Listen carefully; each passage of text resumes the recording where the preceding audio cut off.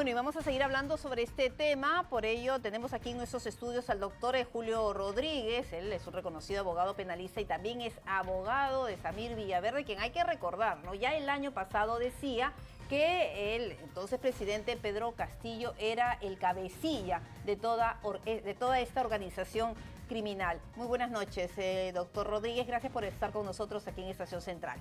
Buenas noches, Pilar, un placer para mí. Bueno, y finalmente se van dando las cosas en base a la información que se fue reuniendo luego de todo este proceso que empezó con el trabajo de la Fiscalía, que pasó al Congreso de la República. Ya la Fiscalía ha solicitado esta prisión preventiva y ahora se debe definir si es que se da o no esta prisión preventiva de 36 meses al expresidente por estos 3 delitos bastante graves, ¿no? Que son organización criminal, colusión y tráfico de influencias. Correcto, Pilar. La incriminación hecha por la Fiscalía es una incriminación que tiene bastante solidez en cuanto al acopio de elementos de prueba. Esto va a significar seguramente para el juez que esa discusión, la Fiscalía seguramente de forma holgada va a hacer su enorme listado de elementos de convicción. En su momento, recuerde usted, Pilar, que la Fiscalía de la Nación presentó más de 150 indicios al Congreso de la República. Indicios que para algunos, bueno, no eran pruebas contundentes, que hablaban del entorno, que no hablaban directamente del expresidente Pedro Castillo. No, ahora ya la labor de la Fiscalía ha sido una labor mucho más acuciosa. Se han ido, y es obvio, en silencio, porque eso tiene que ser reservado, corroborando las versiones de aquellos que se acogieron a mecanismos de delación premiada, los colaboradores, y aquellas personas que se acogieron a protección de testigos. Y por lo tanto es información que la Fiscalía ha ido básicamente verificando y constatando, es la que le permite paulatinamente ir constituyendo carpetas sólidamente y de la mano de ello solicitar al juez aquellas medidas que sean las necesarias para asegurar los fines del proceso, es decir, para evitar perturbación probatoria, para evitar que se fuguen los involucrados o para aquellos que ya están fugados, como el caso de Silva, que es obvio, pues que se lancen las órdenes de inmediata ubicación y captura, ya no solo nacionales, sino también internacionales, para que él pase a poder y a control de parte de las autoridades nacionales. Ahora, ya no se puede decir que se trata de una persecución, que aquí se está politizando la justicia, porque se trata de un trabajo, como usted bien señala, bastante minucioso que ha requerido del esfuerzo de todo un equipo de fiscales, de profesionales que han tenido no solamente que recibir toda esta información, sino de corroborarla. Claro, no solo eso, sino de procesarla. Acá no se trata de ninguna manera de un accionar que pueda estar destinado a evidenciar siquiera el más mínimo sesgo político. El Ministerio Público tiene que actuar de espaldas a aquellos comportamientos que puedan, pues, en alguna manera comprometer su objetividad. En otros casos, tristemente, esto ha sido así, pero el día de hoy creo que el equipo dirigido por la doctora Barreto está manteniendo objetividad, está manteniendo un perfil muy bajo. Recuerde usted que no se le ha visto más a la doctora Barreto dar declaraciones, solo lo ha hecho en situaciones muy puntuales, que es lo que de verdad corresponde. De momentos críticos, ¿no? Donde veía peligrar el desarrollo de las investigaciones. Correcto, ¿no? Punto. Y de ahí la labor del fiscal en esta etapa es una labor que tiene que hacerse de forma reservada. La investigación en el momento actual es reservada y por lo tanto lo que tiene que hacer la Fiscalía es cautelar que no se trastoque la reserva, porque si ello sucede, lamentablemente se puede alertar a aquellas personas que podrían ser objeto de las imputaciones que el Ministerio Público está construyendo. Y en ese momento, obviamente, también nos viene a la memoria las palabras del ex premier Aníbal Torres cuando criticaba de manera abierta en estos consejos descentralizados que iba por todo el país la labor del Ministerio Público y del Poder Judicial, al que señalaba que actuaban en complicidad con la derecha, con los congresistas que querían vacar al entonces presidente Castillo desde el día 1 de su gobierno. Bueno, es que hemos tenido de forma absolutamente inusitada, en el caso de este último año y medio, un gobierno que se dedicó esencialmente a tratar de tomar el Estado como un botín. Y ahora se ha visto, ¿no? Obvio, y a ciertos personajes que han fungido de distractores sociales, de tratar de distraer la atención de la opinión pública para que no se evidencie lo que efectivamente se estaba ya conociendo. El comportamiento de una organización criminal, como por vez primera lo planteó el Ministerio Público a través de la doctora Cesenarro, que fue la primera fiscal, siendo de primera instancia muy acuciosa y muy valiente ella de decir que quien lideraba esa organización criminal era Castillo Terrones, y lo dijo hace bastante tiempo. Por lo tanto, pues no se puede decir que allí hay una persecución política. Lo que hay es data y evidencia de que el accionar de Castillo Terrones siempre estuvo dirigido a que el Estado fuese una cobertura a través del gobierno para obtener una serie de réditos económicos indebidos. Se ha constatado ya todos estos contratos que se han ido firmando, todo este comportamiento de su entorno familiar, de las personas que colocaba adrede en determinados ministerios. Y cómo trató de acallar, ¿no? Algunos como a Bruno Pacheco. Y no solo acallarlo, sino ordenar destrucción de ciertas pruebas, de las cámaras, ¿no? De los edecanes, las cámaras, los celulares, etcétera. Es decir, estamos hablando de un comportamiento de Castillo obstruccionista desde el día 1. ¿Y eso pesará en contra para la decisión del juez del viernes? Obviamente, y eso debe ser uno de los grandes fundamentos que el Ministerio Público debe estar planteando.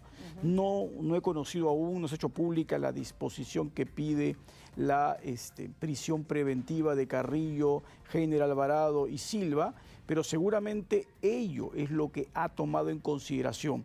Actos objetivos que evidencian que hay perturbación procesal, actos objetivos que evidencian que Castillo se quería subtraer del Perú, huir del Perú. Primero colocó a su familia y él estaba en plena huida cuando fue intervenido. Aunque diga lo contrario, ¿no? Que diga que no iba a irse, que se iba a quedar acá y que solamente quería poner a buen recaudo a su esposa e hijos. No tiene sentido esa versión es absolutamente es irracional. Y a pesar de a pesar de toda la estrategia que hay, que se respalda también en la posición de algunos presidentes de la región.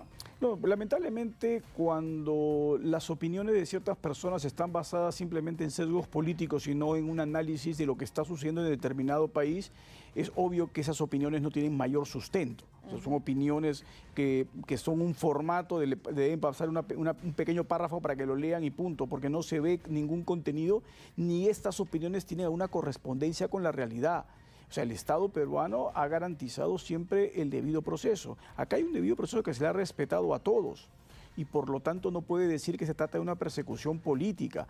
No hay persecución política cuando es el propio Castillo Terrones quien coloca a su familia para cometer actos delictivos, cuando coloca ministros que no tienen la mínima preparación para ser siquiera secretarios de cualquier despacho y los coloca como ministros con el objetivo de utilizarlos como vehículos de obtener dinero indebido. Trató de captar a congresistas para poder justamente permanecer en el poder y evitar la vacancia presidencial o las censuras e interpelaciones a sus propios ministros. Evidentemente, y por eso ya se han ido revelando. El Ministerio Público tiene investigaciones en curso que también deben mantener la reserva de cuáles son los congresistas que habrían estado recibiendo algún tipo de dádivas, ventajas, aunque todos prebendas. Lo niegan, ¿no? Creo que esa es una estrategia, ¿no?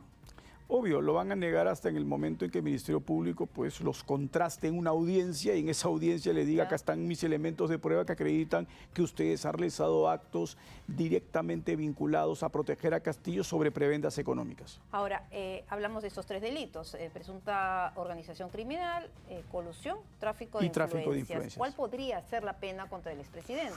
En este caso, ¿no? Porque ahorita, y hay que explicarlo, está cumpliendo una prisión preventiva, pero por lo que hizo él mismo. La flagrancia delictiva, así es. ¿No? Del golpe de Estado, aunque dicen que no fue golpe de Estado. Bueno, lo cierto es que por ese tema está 18 meses de prisión preventiva en el penal de Barbadillo. Han presentado sus abogados diferentes recursos y el último habeas corpus ha quedado archivado, desestimado. Y bueno, y este es otro proceso, ¿no? que sigue por cuerda separada. Correcto, sigue por cuerda separada.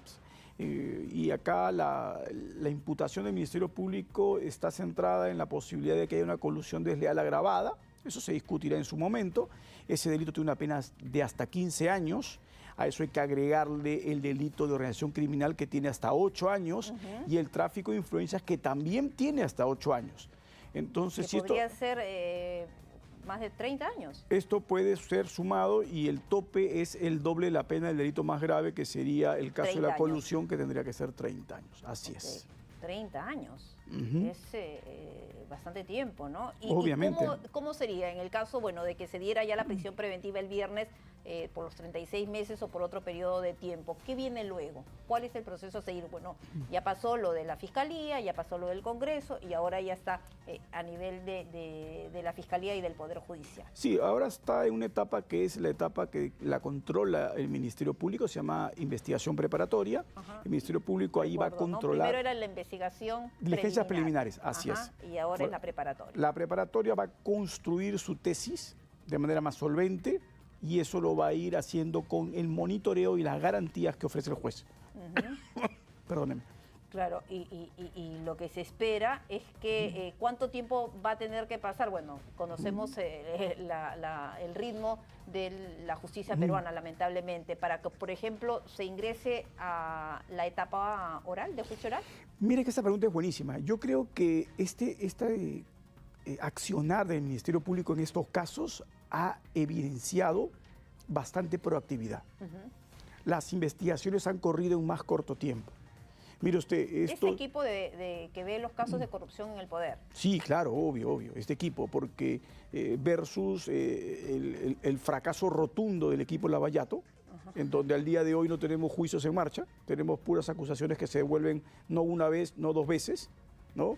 Cuando a un alumno lo jalan dos veces, pues tienen la tercera como última opción en la universidad y lo votan, ¿no? Acá tenemos acusaciones que las han devuelto 9 veces. Y esto es una vergüenza. Y no hay un juicio en trámite. A diferencia, creo yo, del comportamiento de esta Fiscalía, que está avanzando con muchísimo más rapidez y no dudo que en el más breve término ellos ya van a alcanzar juzgamientos de acuerdo a lo que están haciendo y a la reserva que están manteniendo, porque no se conoce los procedimientos de corroboración de testigos y de colaboradores. Es probable que para finales de este año ya se comiencen a tener acusaciones y se comiencen a proyectar futuros juicios, porque esto es lo que toca. La justicia tiene que llegar en un tiempo razonable, porque deja de serlo cuando tarda mucho.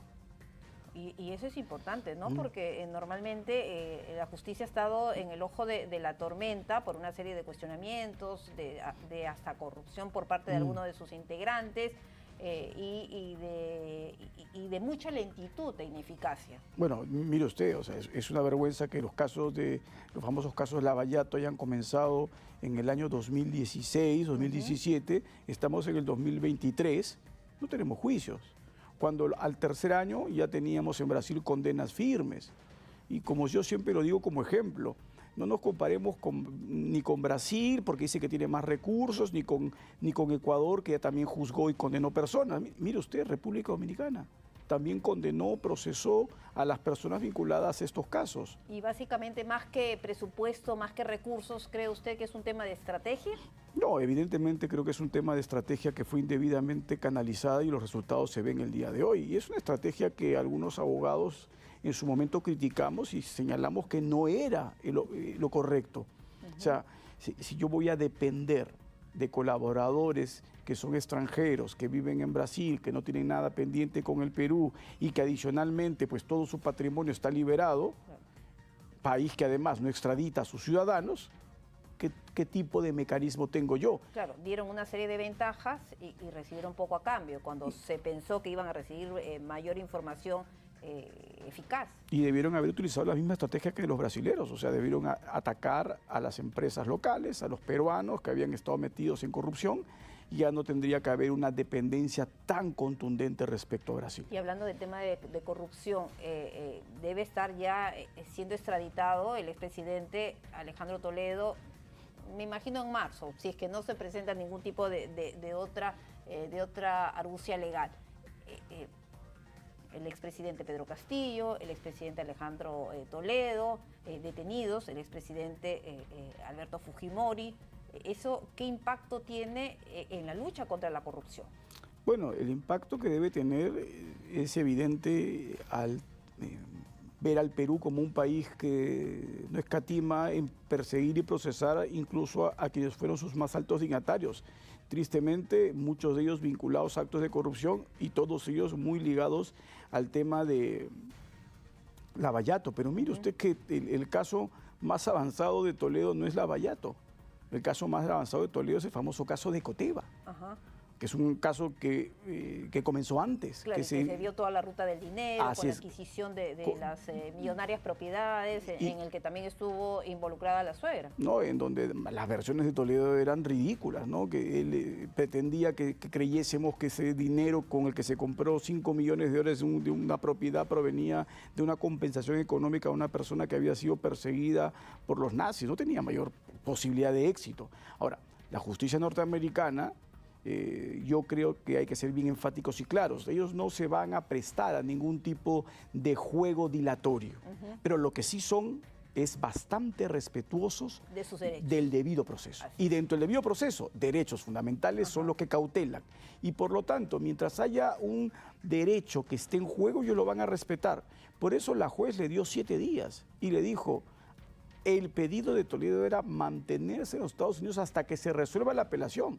La juez le dijo, no, te doy 7 días para que la fundamenten y que se coordinen con su defensa, pero no le autorizó a quedarse durante el periodo en donde todavía esta apelación no haya sido resuelta y donde ya se han firmado los documentos para la extradición de Toledo. Bueno, lamentablemente el procedimiento tiene sus formalidades. ¿Por qué ha demorado tanto, no? Desde 2017 que él abandonó nuestro país. Yo creo que esas demoras han sido muchas de ellas culpa del Estado peruano. De no contratar los estudios de abogado correctos, que se hicieron públicos, de no pagar a la empresa traductora para que pueda mandar la información debidamente traducida a Estados Unidos. Y pero eso ahora es parece negligencia. Que se han subsanado, ¿no? Se han subsanado todas estas supuestas negligencias y se ha ido avanzando más rápido. No, y además el procedimiento final que falta es el obvio, ¿no? Las autoridades peruanas ya tienen las conexiones y las coordinaciones con las norteamericanas, pero igual hay que acreditar. Hay que acreditar a los policías que van a viajar. Se va a dar la prisión preventiva antes de dar la extradición. Así es. Para evitar que pase lo que pasó en España, ¿no? Sí, claro. Con el magistrado. Así es, y no solo por eso, sino porque adicionalmente en Estados Unidos sí tienen un procedimiento muy férreo de respeto hacia las garantías que deben darle no solo al detenido, sino darle las garantías al Estado que solicita la extradición.